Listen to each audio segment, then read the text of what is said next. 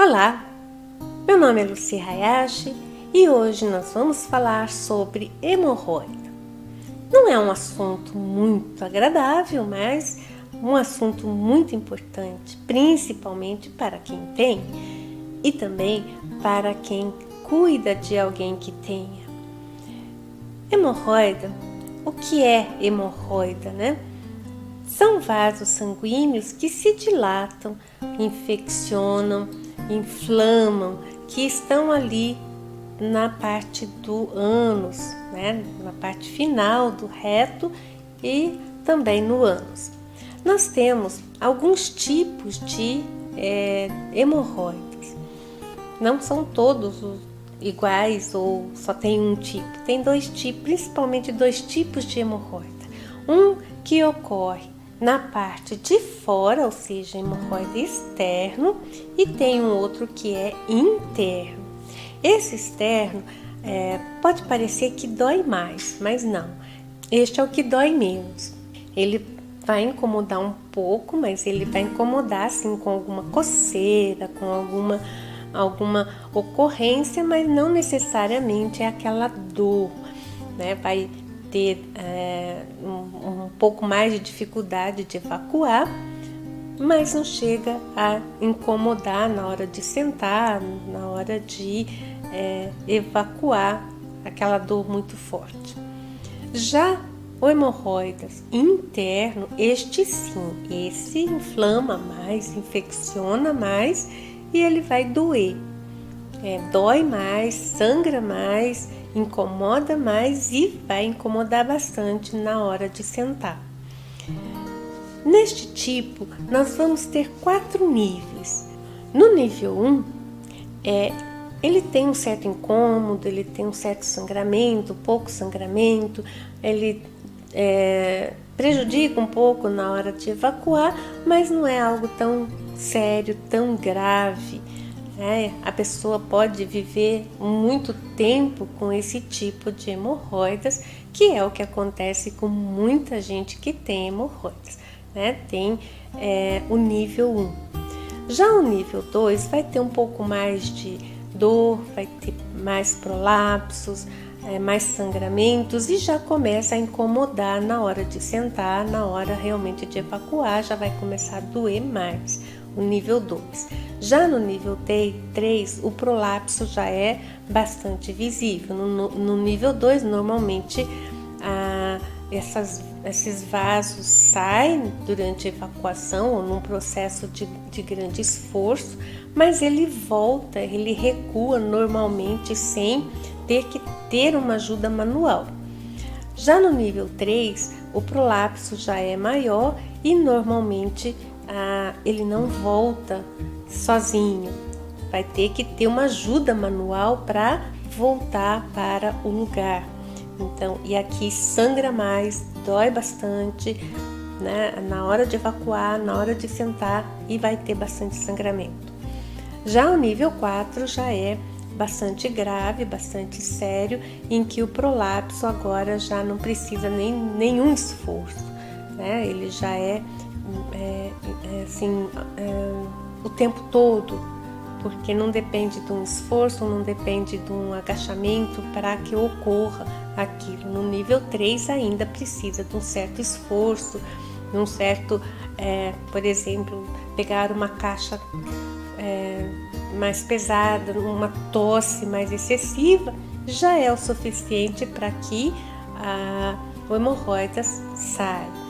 Já no nível 4, já não precisa mais nem esses eventos de esforço, ele já sai automático e não volta, né?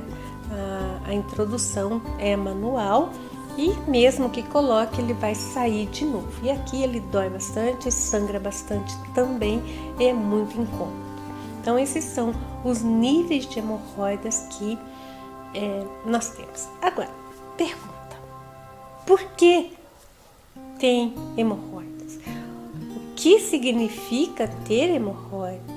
Qual é a causa disto? Então, nós temos aqui, na medicina chinesa, nós temos como causa a deficiência do baço, que é o responsável de manter as estruturas dos tecidos no lugar. Então, uma vez que está tendo prolapso, o baço não está fazendo essa sua função de acender, né, de segurar e de manter os tecidos e os sistemas no local. E nós vamos tratar o baço na medicina chinesa. Tem uma boa resposta? Tem, mas aqui nível 1, talvez nível 2. Já em nível 3 e 4, dificilmente vai ter uma resposta efetiva. Principalmente porque no nível 4, mesmo já no nível 3, 3 e 4 já vai ter que fazer algum procedimento cirúrgico para a retirada daquele vaso sanguíneo, ok? Então, por mais que a gente fortaleça o baço na medicina chinesa, aquele tecido que já está prolapsado, aquilo vai ter que ser eliminado, ser descartado. Não tem mais como voltar todo esse tecido novamente, né? Pelo menos no nível 4, assim, os piores do 3. Lá ali no comecinho do nível 3 ainda pode haver um retrocesso, mas é mais difícil, né? Agora, hemorroida do tipo do nível 1 e o nível 2 com acupuntura, com a medicina chinesa mesmo, com fitoterápicos, é possível sim fazer um retorno. Na medicina chinesa, nós vamos tratar os sintomas, que são importantes, mas também nós vamos tratar a causa daquele prolapso. Na nova medicina germânica, nós vamos um pouco mais longe, nós vamos chegar lá naquele evento que causou, que deu o start da hemorroida. Porque eu precisei ter hemorroida. Então, não é simplesmente eu tenho, não. Eu precisei ter, é diferente de eu tenho. O eu ter parece que parece que aquilo me pertence, é meu e não tem solução. Agora, se eu digo que eu precisei ter, ou seja, se eu chegar à conclusão que eu não preciso mais ter, então eu posso me curar daquilo. Na nova medicina germânica, o Dr. Hammer estabeleceu 5 leis biológicas. Essas 5 leis biológicas vão explicar todos os programas biológicos que nós temos. Esta questão de eu preciso ter é um programa biológico. O Dr. Hammer ele diz que nós não temos doenças, nós temos programas biológicos de precisar ter. E no momento que eu descubro que eu não preciso ter, é uma libertação. Eu posso, então, resolver aquele programa biológico. Então, o Dr. Hammer estabeleceu 5 leis. A primeira lei é a lei do conflito, ou a lei férrea que ele chamou, ou a lei do DHS. O que é um DHS? É um conflito agudo, é um conflito inesperado e é um conflito que eu sinto sozinha. Ou seja, por mais que eu tenha pessoas do meu lado, por mais que eu fale sobre aquilo, eu não consigo transmitir e nem diminuir o tamanho da minha dor. Então, por mais que, por exemplo, vou dar um exemplo meu, quando a minha cachorrinha morreu, a dor foi muito grande e ela morreu no meu colo, por mais que estava meu marido, meus filhos, a dor não diminuiu. Eu não conseguia diminuir a minha dor mesmo estando com eles. Por quê? Porque ela é solitária, aquela dor é solitária. Meu filho sentiu de um jeito, meu marido sentiu de outro, eu senti de um jeito. O evento foi o mesmo, mas cada um sentiu de uma maneira, e essa maneira não pode ser compartilhada, a gente não consegue compartilhar. Então, no momento de um conflito é a mesma coisa, a dor que eu sinto, o outro não vai sentir. Este é o conflito, é a primeira lei. A segunda lei é a lei bifásica, ou seja, todos os programas biológicos vão ter duas fases, uma fase simpática e uma fase parasimpática. A terceira lei é a lei dos tecidos embrionários, ou seja, uma célula mesodérmica que tem origem na mesoderme, ela sempre vai ser mesoderme. Ela não se transforma em ectoderme e nem se transforma em endoderme. Endoderme sempre vai ser endoderme. Ela jamais se transforma em ectoderme ou em mesoderme, ok? Então nós temos 3 tecidos embrionários e cada tecido embrionário vai responder a um determinado evento da sua forma, porque são células diferentes, são tecidos diferentes, são funções diferentes, então vão responder a um evento também diferente. A quarta lei é dos micróbios ou do micro-organismo, em que todas as patologias, todos os programas biológicos estarão acompanhados de um micro-organismo. Então, nós temos aqui no nosso corpinho um monte de micro-organismos, todos eles estão apatogênicos. Agora, por que num determinado momento um micro-organismo se rebela contra mim e causa uma doença? Aí que é a questão. Eles não estão causando, eles estão fazendo parte, mas não estão causando. A causa não é ele, mas ele faz parte, ele está presente, né? Dr. Béchamp, que foi um professor, inclusive foi professor do Louis Pasteur, ele dizia que em toda doença existe micro-organismo. Ele jamais disse que as doenças são provocadas por micro-organismo, mas sim que toda doença tem micro-organismo. E nós vamos ver aí que por mais medicamento que a gente tem contra os micro-organismos, nós não estamos de maneira nenhuma ganhando essa guerra contra micro-organismos. Muito bem, mas vamos deixar esse assunto para depois.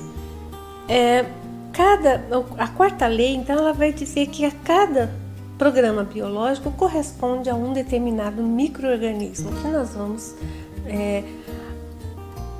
aumentar aquele micro-organismo e em um determinado momento ele vai se tornar patogênico. E a quinta lei é a lei da sobrevivência, que é o meu instinto de sobrevivência, ou seja, viva a qualquer custo. Muitas vezes, em determinados momentos, o desespero de um evento é tão forte que a gente também quer morrer junto.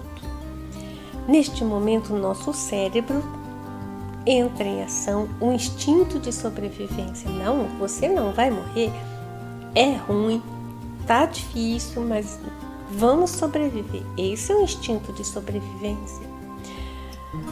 Ele vai fazer você viver a duras penas, mas vai fazer você sobreviver. Nosso cérebro, nesse instante, vai tomar as rédeas e vai conduzir a carroça por um tempo.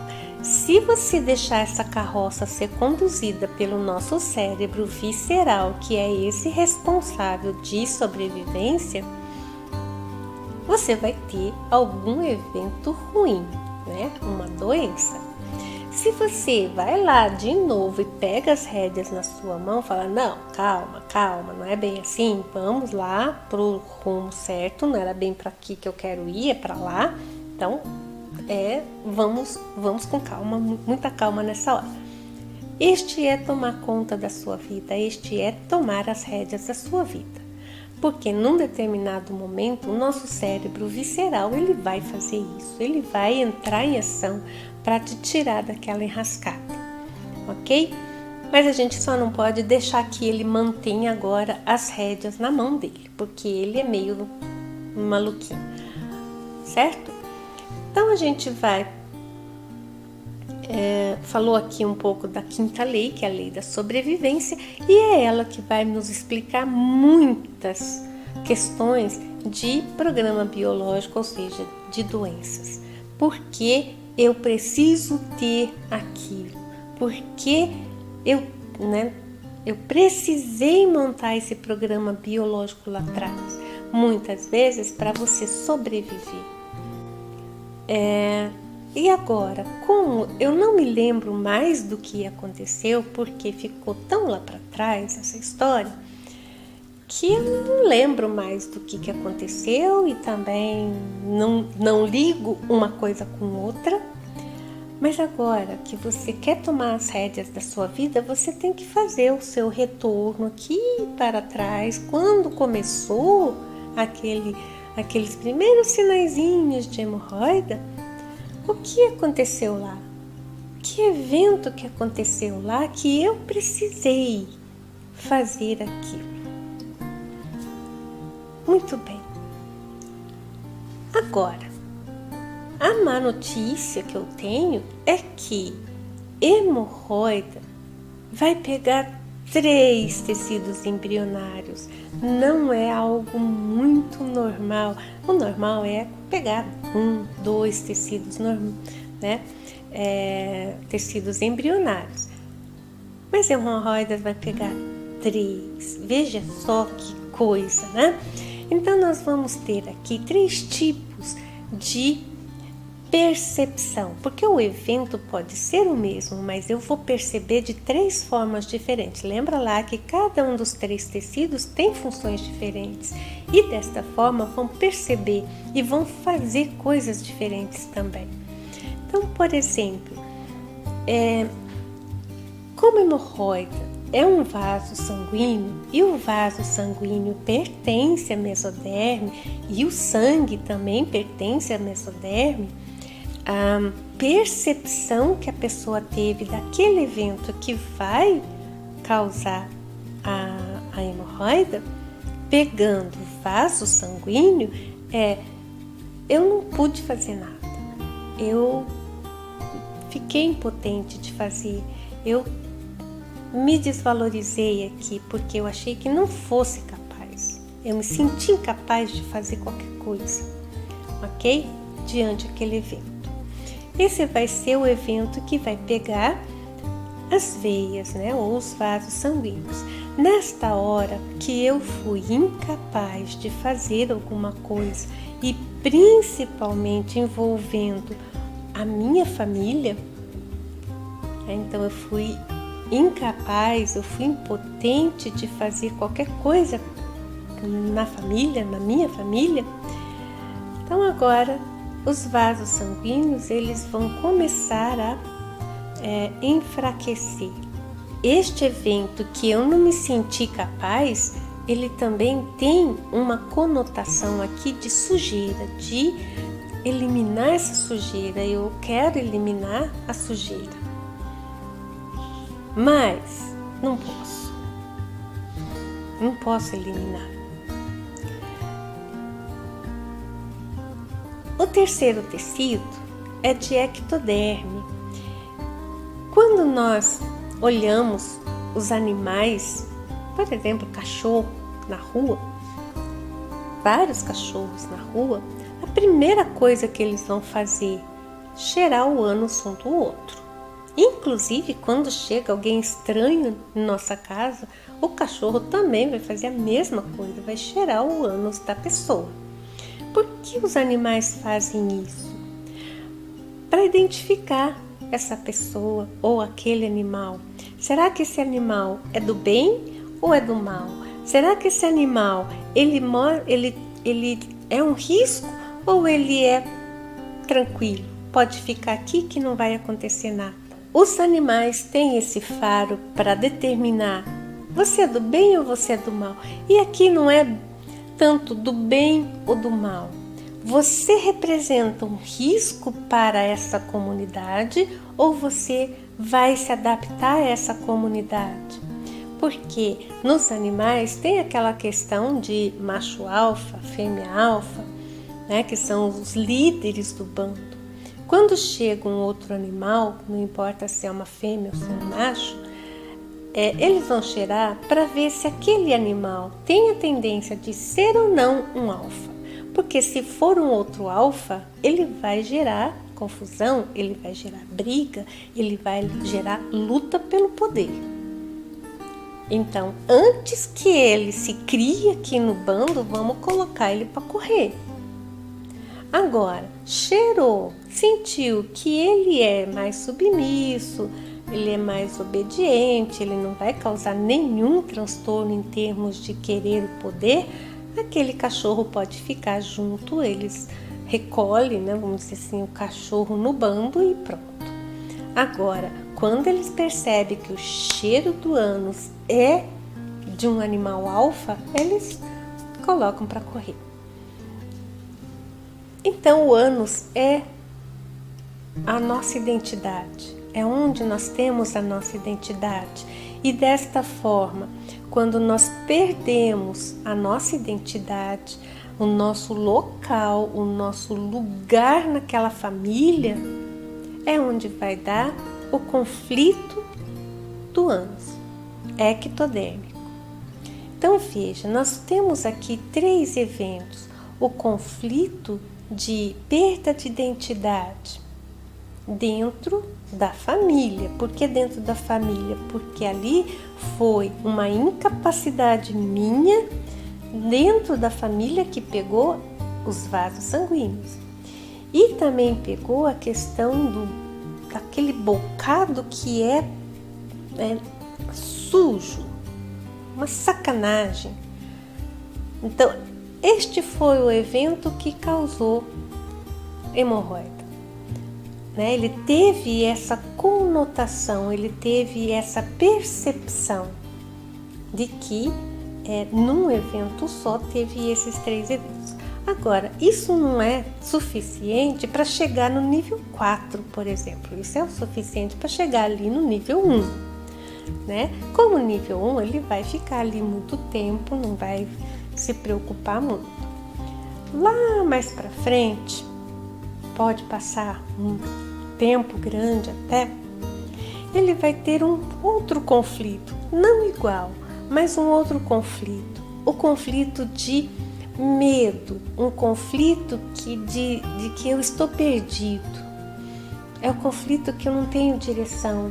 Eu perdi a minha direção, eu perdi onde estou, quem eu sou, entendeu? Então é um conflito que vai pegar os canais coletores do rim, ou os túbulos coletores do rim. Quando vai pegar quando existe um conflito que vai afetar os túbulos coletores do rim, agora aquela hemorroida que estava lá meio que parada no nível 1, ele vai passar para o nível 2. Se eu não resolvo esse conflito de estar perdido, estar meio desalinhado com tudo, eu posso manter isso e passar para o nível 3 e vai aumentando. Então, o nível 1 pode ficar por muito tempo, mas as pioras dele sempre vai estar relacionado com este medo de estar perdido, estar sozinho, solitário. Então, toda vez que tem um conflito de solidão, um conflito de estar perdido, perdi meu rumo, tipo assim, do nada perdi meu emprego, nossa, fiquei sem rumo, tiraram o tapete aqui, entrei num buraco, e entrei no poço sem fundo. Ou seja, não tem saída, meu mundo acabou. Ou seja, choveu e levou minha casa inteira. Tô perdido, tô náufrago, Dentro de uma cidade eu estou como um náufrago. Então veja que quando tem esses conflitos que vão acontecer no rim, agora aquele evento que estava lá parado de hemorroidas no nível 1, agora ele vai começar a escalar montanha. E a cada evento assim vai aumentando o nível. Pode ser outros conflitos ou pode ser conflitos que eu não consigo resolver também, Conflitos que eu fico remoendo, recontando e remoendo aquele conflito eternamente. Cada vez que vou remoer, ele volta tudo de novo. E aí piora tudo de novo. Então, a questão do remoer conflitos é a primeira coisa que nós temos que aprender a eliminar da nossa vida. Uma vez vivido, tá bom demais, não preciso relembrar dele, não preciso repassar tudo de novo. Então, agora, eu preciso lembrar dele porque no momento da cura, eu preciso lembrar dele, porque eu preciso saber qual foi o evento e resolvê-lo. Uma vez resolvido, pronto, resolvido está, agora estou indo com a minha charrete no caminho certo.